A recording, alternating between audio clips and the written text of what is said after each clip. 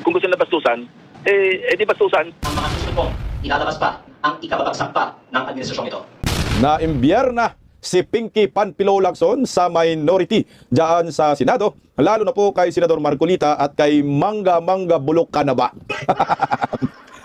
Sabi ni Senador Panfilo Lacson, gusto nila bastusan? Di bastusan ha? Alam niyo po itong si Senador Panfilo Lacson, lumalabas talagang pagka, babae po ako. Di ako bakla, nagkanakala. Tama ba yun? Nabuwisit si Senator Panfilo Lacson sa inilabas po ni Senador Marcolita at Amy Marcos tungkol sa kanilang minority report na itinuturo nga ho na si Martin Romualdez ang utak ng mga kababalaghan at tinuturo po ng mga resource person dyan sa Senate Blue Ribbon Committee. Pinalagan po ni Panfilo Lacson, halatang halata ang pagkatuta. Bangag defender, tambaluslos defender.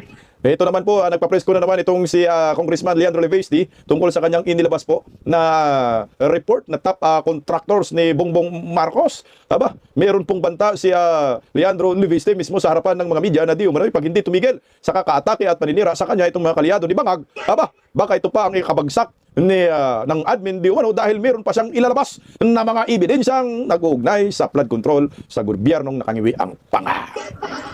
Talagang palaban po itong si Leandro Levesty. Magandang tanghali po sa ating lahat. Pa-like po muna, pa-share, pa-subscribe at pakipindot po ang inyong notification bell upang lagi po tayong updated sa ating mga video. At siyempre, supportahan po ninyo ang pangalawang YouTube channel ko po, ang Bisdak Historiador. Istorya tanay!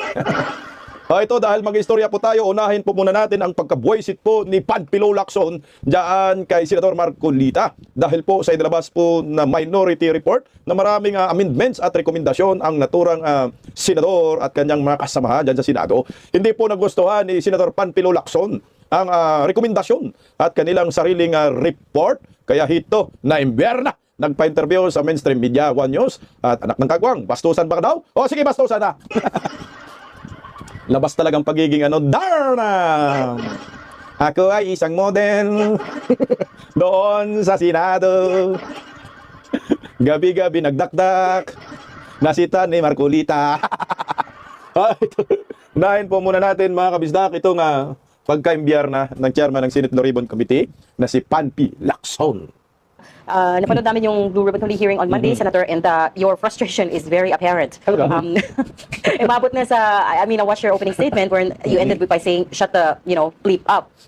What got you to this point? Why are you so angry and so frustrated now? Yeah, out of frustration, kasi we're all members of the Blue Ribbon Committee. If they have some issues to raise, they should raise it during the committee hearing. After all, everybody is contributing, Kaya nga tayo umabot sa punto na there are cases filed already, there are cases undergoing preliminary investigation, merong papailan pa. Kaya tayo umabot sa ganito, hindi naman sa pagmamalaki, largely because of the contribution ng Senate Blue Ribbon Committee. Pagkatapos, i-undermine yung integrity by saying so many things, so many bad things about the committee, parang unfair naman. Not only to me, lalo na sa mga ibang members na who have been actively participating. Ang dami lang na-unearthed eh. I'm not claiming credit for what is happening, but at least the whole committee, the entire Senate. Kasi after all, ang membership ng Blue Ribbon, 17 plus 3 ex officio. So practically, that's the whole Senate. So ibig sabihin talaga yung pagka-buwisit niya, pagka-imbierna niya doon sa Senate Blue Ribbon Committee, na nagmurangaw siya, ang pinatamaan niya talaga dito, Senador Marcolita. Pero sabi ni Senador Marcolita, hindi ako yun eh. Frustrated anak ng kagwang itong si Panfilo Lacson. Alam mo, Panpi, ginusto mo yan, no? Ikaw nagiging chairman ka, halata naman talaga na hindi maganda ang pagpapatakbo mo ng committee na yan. Anong malawak na ang inyong narating? Wala ho eh. Hindi mo nakuha kasi ang kiliti ng masa. Siguro nakuha mo yung kiliti ng mga supporters ni Tambaluslos, supporters ni Bangag, komunista, tanganista, yan nakuha mo yun. Dahil ang gusto ng mga yan ay malihis ang totoong usapan kung sino ang mastermind. Nag-back to zero ka, anak ng kagwang eh. Senate Blue Ribbon Committee mo, kapuna-puna, pag nabanggit si Martin Romualdez, tumitigil, stop na tayo dyan. Pagkatapos ng Senate Blue Ribbon Committee, sasabihin mo, walang ebidensyang nagtuturo na makapagdiin kay Martin Romualdez. Hindi ngayon ang gusto ng taong bayan eh. Gusto nga ng taong bayan, idiin mo itong si Martin Romualdez dahil meron ng mga testimonya. Okay. Kung may pumupuna, tanggapin mo. Yan ang tinatawag na constructive criticism. Huwag masyadong iyakin, balat sibuyas kang hinayupa ka. Kaya napupunaan kang, babae po ako. Ituloy ngayon. Relation dyan, Senator. Baka pwedeng ipaliwanag sa mga tika-pakinig natin. Ano ba itong minority report? Ito na. No? Ano bang ibig sabihin yan? No? Dahil marami hindi alam kung yung minority report na yan. Ang gusto nila, ipasok yung minority report na tinatawag nila. Kaya nga pinadala sa office ni Senate President na ipinasa sang ni Senate President Tito Soto sa Blue Ribbon Committee. Now, how will I treat it? May sabihin tayo, respect begets respect. How do they expect na i-treat ko yung kanilang sinasabing minority report with respect? No? Kung sila mismo, o yung committee report, yung sinasabi ng minority report, nagsisimbolize ng disrespect sa committee. So, di ba, napaka-unfair naman na dinisrespect nila sa pamamagitan ng minority report na pinipreempt yung final committee report ng Blue Ribbon regarding the same issue or issues tungkol sa flood control project. Ulol, disrespect, pinipreempt yung final report ng Senate Blue Ribbon Committee. Hindi yan ang nakikita ko. Ang bagal mo kasi, Panfilo Lacson, ang dami mong pasakalye. Ang mga ibang senador, lalo na yung minority, nakikita na agad nila yung totoong dahilan ng flood control at mga mastermind. Ngayon, meron silang rekomendasyon, meron silang minority report, na kailang Senate Blue Ribbon Committee ka na Hindi mo mapipin down itong mga hinayupak na mga mastermind Hanggang dakdak ka lang, hanggang cover up ka kay Martin Romualdez at sa mga Marcoses. So itong minority report nila Senador Marcolita, marami pong nagkagusto dito. Kasi meron din silang mga rekomendasyon na pwedeng ipasa yung mga panukala. Di ba dapat ma-appreciate ka, ma-appreciate mo na meron palang mga senador na nakakita na agad ng posibleng amendments na panukalang batas. Ito yung inire-represent nila. At meron ng ibang mga senador na nakikita na agad kung sino yung rekomendang kakasuhan. Kasi nakailang Senate Blue Ribbon Committee hearing ka na wala ka namang maayos na direksyon. Ngayon, merong mga senador na mga matatalino, mga abogado, na gustong maglabas ng kanilang sariling rekomendasyon at pagtingin dito sa Senate Blue Ribbon Committee, umiiyak ka. Sabi mo, disrespect. No, hindi ko nakikitaan na merong pagka-disrespect itong minority report ni Senador Marcolita. Siguro, ayaw lang ni Panfilo Lacson na masapawan siya. Ang hina mo kasi. Masyado kang halatang magko-cover-cover sa mga buhayang ito. Tuloy. So how do they expect me na i-treat with respect yung halang dokumento? I won't even, dignify. Kaya sabi ko nga kay Senate President, na tama yung ginawa niya, ni-refer sa akin. Ngayon, anong gagawin ko doon? Anong disposition? Traskan. Basura daw. Yung minor report, putang ina, ulul. Tingnan mo pagkas walang kwentang siya yung nag-disrespect. Kasi yung minority report na yon, ilang pages yun? 57 pages ba yon? Pinaghirapan yon ng mga senador sa paghimay-himay ng Senate Blue Ribbon Committee. Yan, hindi naman yung pinal rekomendasyon lang yun Nasa kanya lang kung i-appreciate yun. Pero kung ako naman committee chairman ng naturang Senate Blue Ribbon Committee, ay puta, masaya ako dyan. Bakit? Hindi na ako mahihirapan mag-isip pa kung ano yung mga panukala. Sinabi niyang basura. Tingnan mo halatang halata talaga itong si Lacson na protector ni Martin Romualdez. Unang-una, tingnan mo hindi pa niya nabasa yung minority report. Anong sabi niya? Basura. Bakit? Puta, sino bang nakalagay doon sa minority report na tinuturo po na mastermind? Yan si Martin Romualdez. At merong sa ulo ni Martin Romualdez. Alam na natin kung sino yung sa uluhan yan, si Bangag. Yan yung puntarya yan. Testimonya ni Diskaya, tinuro si Martin Romualdez, Orligotisa, Saldico, Bernardo, Alcantara, nag-collaborate Nag-corroborate sa Kaya Bryce Hernandez, ayan.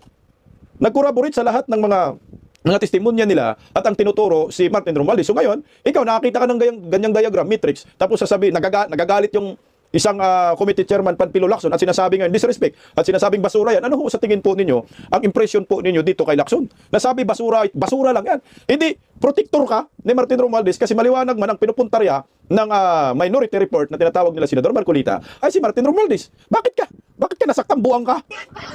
Tangina, halatang malita-malitang dala ng animal, no? Yan ang nila, pagkakamali dyan, Lacson, tuloy Yan ang pagkakamali mo, Lacson. Ayan pala, sorry. Tuloy natin, So, Senator, hindi siya parang dissenting opinion. Hoy! Hindi siya dissenting opinion. sa Supreme Court, dissenting Mabuti opinion. ito yung dissenting opinion. Pag nag-route ako, and I intend, kung matatapos na yung partial committee report, i-route namin ito next week, pagka may session na kami. So, kailangan dito, majority ng members ng committee para ito may report out. Pag ito'y kulang sa pirma, whether ito'y concurring o dissenting, kasi ang ginagawa namin, kung hindi kami isang ayon, doon sa binasa namin na yung committee report, it's a draft committee report. Paglalagay kami ng I dissent. Ibig sabihin, hindi ka sumasang-ayon, pero duty mo na pirmahan yung committee report dahil member ka. Or, pipirma ka with reservations. Or pipirma ka, will interpolate. May comment ka sa ilalim. Ganun dapat ang ginawa nila. Kung ano man yung nilalaman ng sinasabi ng committee report at hindi sila sang-ayon sa lalabas pa na partial committee report, maglagay sila ng I dissent o kaya will interpolate. Pero sir, it cannot... Putang ina, wala rin naman sinabi si Marcolita na ito yung gawin mo, di ba? Wala naman sinabi sila ni Amy Marcos na ito na yung dapat gawin ni Panfilo Lacson. Yan ay rekomendasyon. Sinabi naman nila yun, nasa kanila yun kung kukunin nila ito or hindi. Ibasura mo, di basura mo. Pero wag naman umabot sa punto na sasabihin mo, hindi ka nire-respeto at parang naghahanap ka ng simpatiya. Huwag naman gawin mo na sabing ina-undermine ka ng minority. Kaya ka minority. Ano bang purpose ng minority? Di ba ito yung taga-puna sa majority, taga-kontra, taga-criticize? Ito yung gusto namin mangyari. Ito yung obserbasyon namin. Nasa majority na lang ho, kung i-accept yung naturang rekomendasyon. Anong masama dun? Ang masama dyan, dahil itong si Panfilo Lacson, yung ayaw niya, ay yung matumbok ang mastermind na si Martin Romualdez at umakyat kay Bongbong Marcos. Yun yung totoo dyan, Panti. Yes, sir. Good, sir. Iisa lang naman ang Blue Ribbon Committee, hindi dalawa eh. Ang sinabi ko nga kay Senate President, alam mo, delikado ito. This may set a bad precedent na ina-undermine yung integrity ng Senado as an institution. Ano ba? Dalawa ba Senate natin? Dalawa ba ang ating Blue Ribbon Committee? Masamang President yan, ha? Baka maging pagka ito pinabayaan natin, ilalabas yan sa mga susunod na mga panahon. Laging merong dalawang report na lalabas sa isang committee lang. Merong minority, merong majority, merong final. Hindi yan katanggap-tanggap. And alam mo, rules ang sinasabi natin dito, ang i-invoke natin dito, rules of the Senate. Kaya nga kami merong libro eh. Yun ang aming Bible na susundan namin. Yes, sir. Pero sir, it cannot be a dissenting Anong Bible? Bible ng mga kurakot? Nakananggaguang ka. Yung audit by certification, galing mo Panfilo Lacson. Tingnan mo anong ina-undermine? Ano yung isa lang ang Senado natin, hindi dalawa. Putang ina. Yung mga nagsasalita, mga senador din yun Hindi rin naman lang ikaw ang senador. Huwag mo kasing isipin na yung mga ginagawa mo dyan sa Senate Blue Ribbon Committee ay yung ibang mga senador ay nagustuhan ka. Hindi Hayaan mo yung mga yan. Putang ina, magpasalamat pa nga ho kami dahil may mga senador ngayon na mga magagaling at ipinapakita yung kanilang talento at pagbabalangkas sa lahat ng mga hearing at meron silang rekomendasyon. Mas matalino pa itong si Senador Marcolita kasi nakakita agad ng pupwedeng panukala sa naturang hearing. Hindi yan pinipreempt. Ang ano lang nila na ito na ho yung nakita namin. Sa sobrang tagal na ng hearing mo, animal ka, anak ng kagwang ka, wala ka pa rin nakita ang panukala, wala ka pa rin nakita ang sinong mastermind, pero kami ito na. O siguro ayaw mo lang masapawan, yun ang aminin mo na talagang talo ka sa katalinuhan kay Senador Marcolita. opinion or report yet because you don't have your report yet, I suppose, di ba? Correct, Ed. Oo. Anong dinidescent nila? Wala pa yung committee report. So, pambabastos talaga. Talagang pambabastos. Pinipreempt nila. So, ngayon gusto nila bigyan ng halaga, bigyan ng pansin yung committee report by submitting it to the Office of the Senate President. Hindi pambabastos yun para sa akin eh. Walang pagpe-preempt din po yun eh. Kaya kahit nga kami, mga political vlogger, Panfilo Lacson, nakakita na nga ho kami ng resulta agad eh. Paano pa kaya ang mga senador na yan, mga abogado eh? Ikaw kasi mabagal ka, aminin mo na. Ang daming pang pasikot-sikot. Nililito mo na ang mga tao. At yung direksyon ng Senate Blue Ribbon Committee, wala nang kwenta. Kaya nga nangyayari ngayon, ayan, pumasok si Senador Marcolita, yung siya ang Senate Blue Ribbon Committee hearing, gusto niya agad doon sa mastermind. Ikaw, ang dami mo pang papunta, baka nagpalaki ka pa ng balita. Sir, I'm wondering kasi on the other hand, you're looking at 6 senators who signed into this minority report, and that's basically 1/4 of the Senate. So kahit paano, it's not a number that you can laugh at or you can disregard. Well, 1/4 of the Senate or the members, hindi yung majority. Yes, sir. So paano ilalabas yung report na yun kung walang signature yung majority ng members ng Blue Ribbon Committee? Bakit tayo mong ilalabas yung report? Pero anyway, kung ako naman Senador Marcolita, kung hindi ilalabas ni Lacson yan, yung rekomendasyon nila, ay ilabas mo sa media ng 100% at i-vlog natin yan dito sa Bisdak Pilipinas.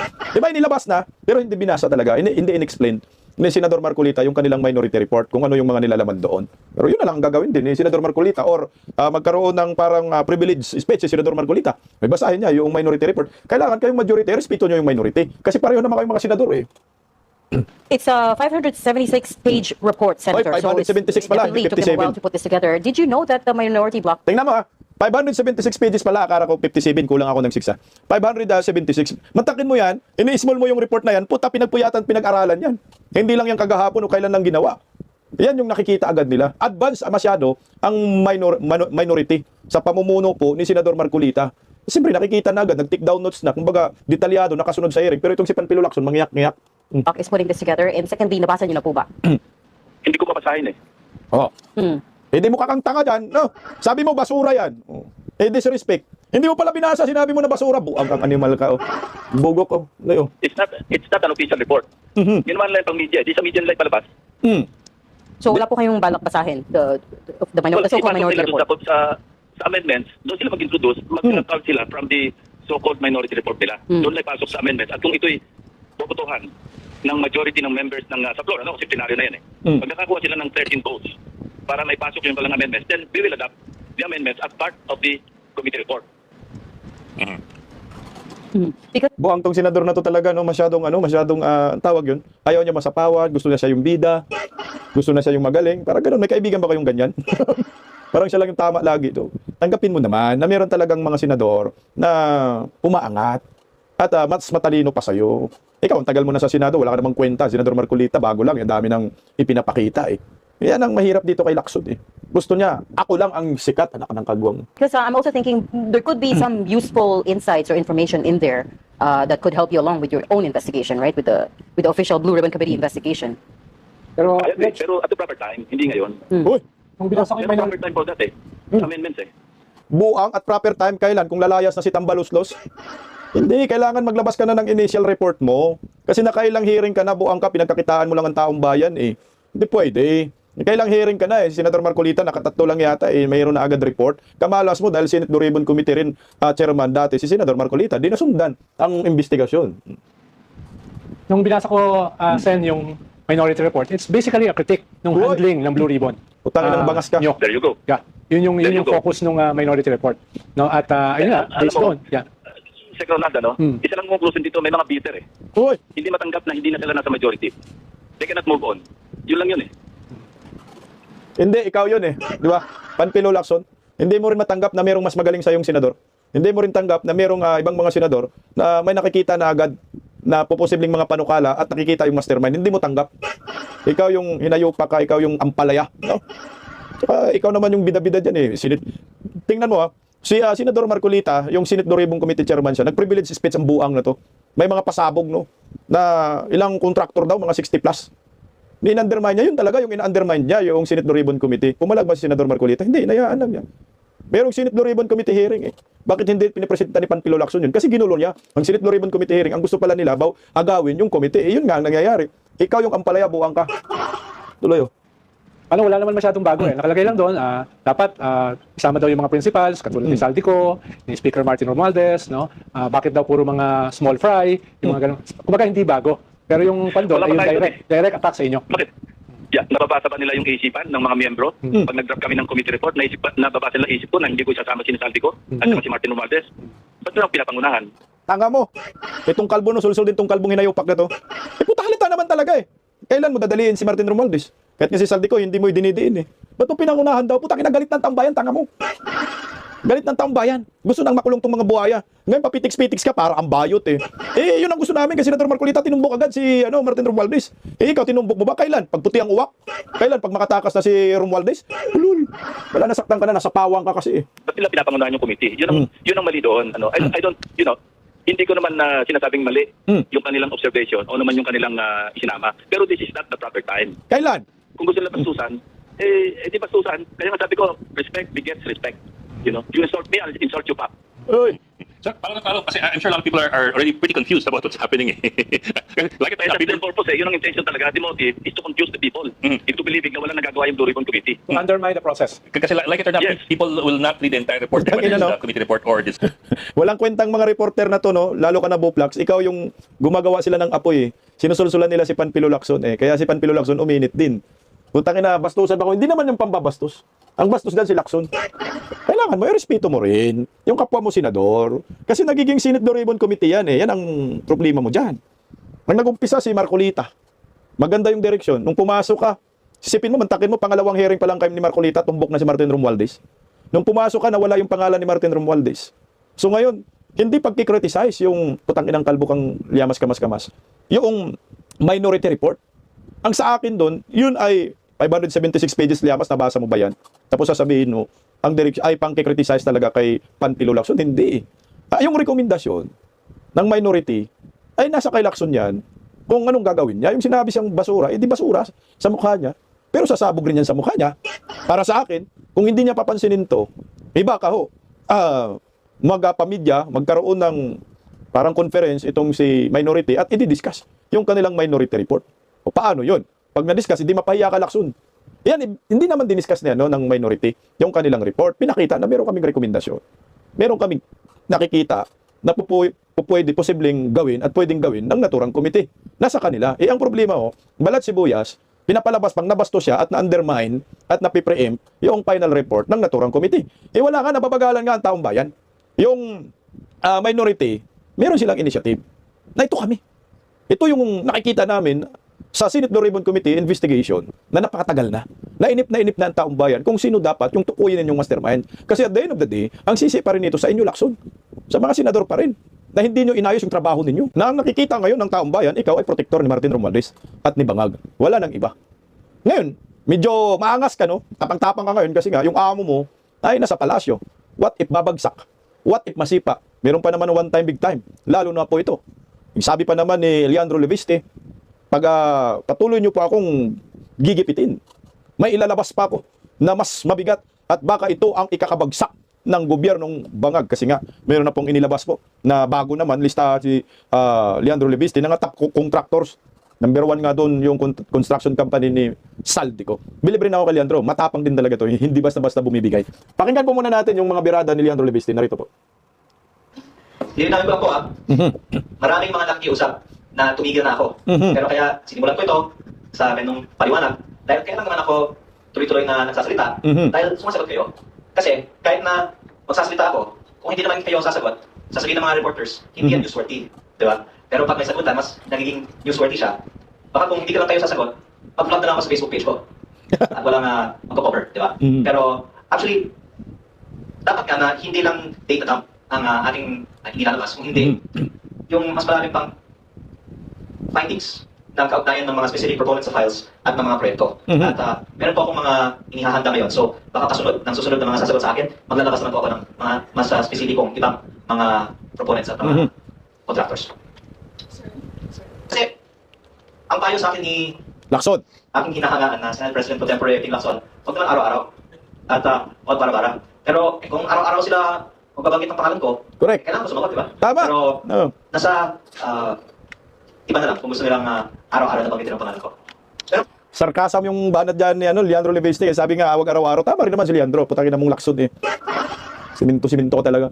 Siyempre, pag binabanatan naman siya kasi araw-araw. So pag binabanatan ka araw-araw, anong gagawin mo? Tatahimik ka. Kailangan mo sumagot. Kasi pag hindi ka sasagot, para baka sabihin po ng mga animal, ay totoo. Marami kasing propaganda labang kay Leviste ngayon. Kaya kailangan sumagot. muli, ito ang gusto ko na lumabas ang mga impormasyon na to. At meron pa akong iba pang mga nakahanda Tatay. sa specifics naman ng mga projects dito at proponents sa files na ito. Kaya sa susunod kong pagkakataon na humarap sa media, may mga ilalabas pa ako. Ako, meron pa. So meron pa talaga siyang mga tinatago. Putangin na, ilabas mo na Leandro Leviste yan. Gusto namin yung sa susunod, Leandro Leviste, yung listahan ni Baki, kung magkano ang nakulimbat at ni Sandro, saka ni Bangag. Yan ang gusto namin. Talagang totoo yun na merong banta talaga sa buhay ni Leandro Leviste. Tapang din, no? Hindi tumitigil. 24 billion ka lang dun sa solar. Who will pay for that? Sasabihin ko po ito ng malinaw. Wala po akong natanggap na sulat addressed to me para sa kumpanya ko na I control tungkol sa nasabing multa. Kaya I don't want to drag others into what others have seen to be a politically motivated attack. Pero ang nakatamaan sa sinasabing multa ay hindi po ako. Ang naging pahayag na ng iba ay wala din silang obligasyon. Wala din silang nasabing liability. It is for them to speak on their behalf. Pero ang nasabing multa ay hindi po addressed sa akin para sa kumpanya na I control, kung hindi yung isang kumpanyang binenta ko. Pero ang posisyon kasi ng kumpanyang binenta ko ay wala namang basihan. Hindi po ito galing sa akin. Kaya humihingi po ako ng pasensya sa ating ginagalang ng mga kawani ng Department of Energy. Ayon po sa kumpanya na binenta ko, wala pong basihan ang mga lumakas sa media, pero bahala na po ang kumpanya na makipag-ugnayan. Pero nais ko rin pong i-take itong opportunity para linawin for the end time. Wala po akong nakuhang kahit piso mula sa gobyerno para sa aking mga proyekto. Dahil ang mga proyekto ko ay mga private investments. May mga nag-media campaign kasi na itong mga proyekto ay parang mga ghost project, parang DPWH ghost project daw. Kaya sinasabi ghost ang DPWH project dahil nagbayad ang gobyerno tapos hindi ginawa ang project. Correct, kaya ghost. Walang binayaran ng gobyerno at hindi ginawa ang project, parang lang yan lahat ng mga proyekto sa planning stages ng mga pribadong kumpanya. Baka kasi akala ng iba, nagbigay. At may mga nagawas pa nga sa social media na may nakuha pondo mula sa gobyerno. Walang kahit piso mula sa gobyerno para sa mga pinilanong proyekto na hindi natuloy. Gusto pa nilang ibaliktad na si Leandro Leviste may mga ghost projects anak ng kagawang. Ito, kaya galit na galit dyan si Leandro. Narito, pakinggan natin. So you feel now, Congressman Liana, bukod daw sa merong mga flood control ghost projects, hindi naman daw ang uso ngayon is the solar ghost projects. Oo, sinagot ko na po itong ina, baka wala ko kayo. Ano na po, sir? Pero Kakasabi lang, tinanong na naman anak ng kagwang. Ito na. How do you feel? With what? Well, I think halatang politically motivated ang Sakto. kampanyang ito para ilihis ang usapan sa tunay na ghost projects dahil dilinaw ko. And if you will permit, I will give a complete answer here and let's be the last on this topic. Kasi ang sinasabi ko nga ay hindi dapat ilihis ang usapan sa mga ghost projects. Dahil ano ang ibig sabihin ng ghost project?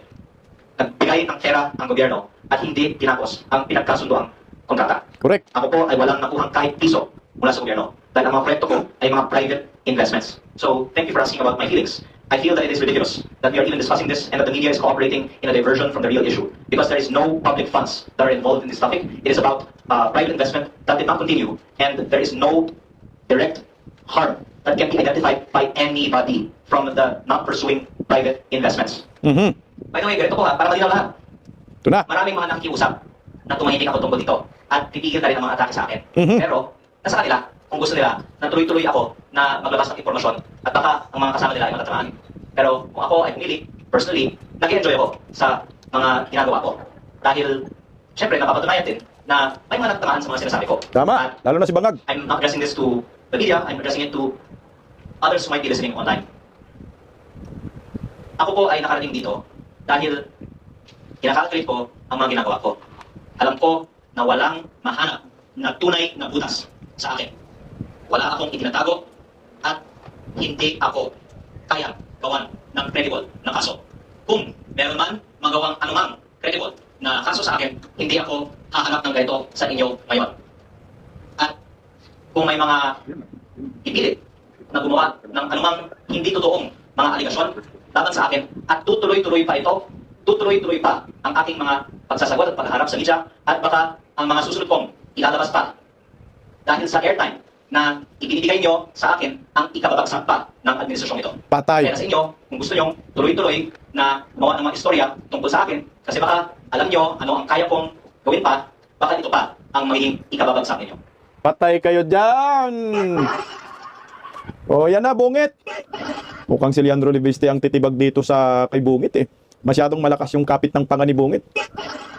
Baka ito pa yung ikakabagsak ninyo sa susunod na ilalabas niya na mas mabigat pa. Ano ba yung ilalabas sa susunod ni Leandro Leviste?